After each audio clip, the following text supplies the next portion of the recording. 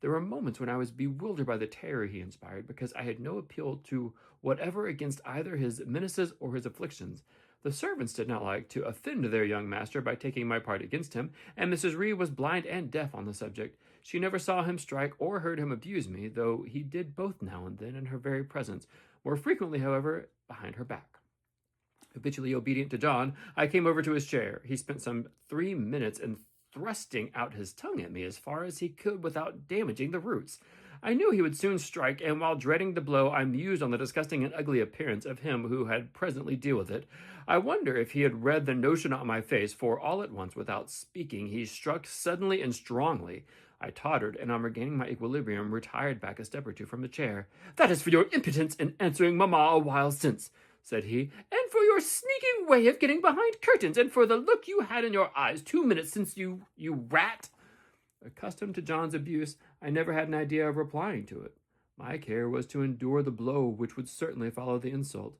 "What were you doing behind the curtain?" he asked. "I was reading." "Show the book."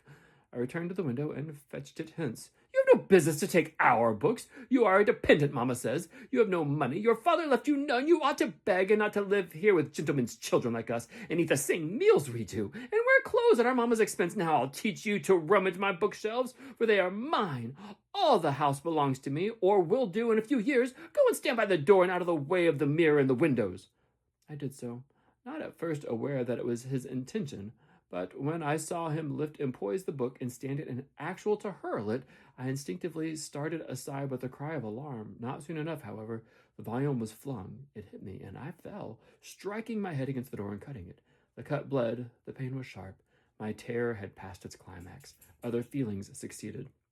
"Wicked and cruel boy," I said. "You are like a murderer. You are like a slave driver. You are like the Roman imperiors." I had read Goldsmith's History of Rome, and had formed my opinion of Nero, Caligula, etc.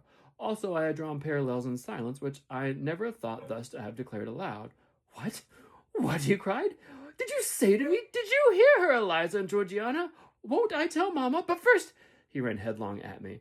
I felt him grasp my hair and my shoulder. He had closed with a desperate thing. I really saw him in my tyrant, a murderer. I felt a drop or two of blood from the head trickle down my neck, and was sensible of somewhat pungent sufferings. These sensations for the time predominated over fear, and I received him in a frantic sort. I don't very well know what I did with my hands, but he called me rat, rat, and bellowed out aloud. Aid was near him. Eliza and Georgiana had run for Mrs. Reed, who was gone upstairs. She now came upon the scene, followed by Bessie and her maid Abbott. We were parted, and I heard the words, "Dear, dear, what a fury to fly at Master John! Did ever anybody see such a picture of passion?" Then Mrs. Reed subjoined, "Take her away to the Red Room and lock her in."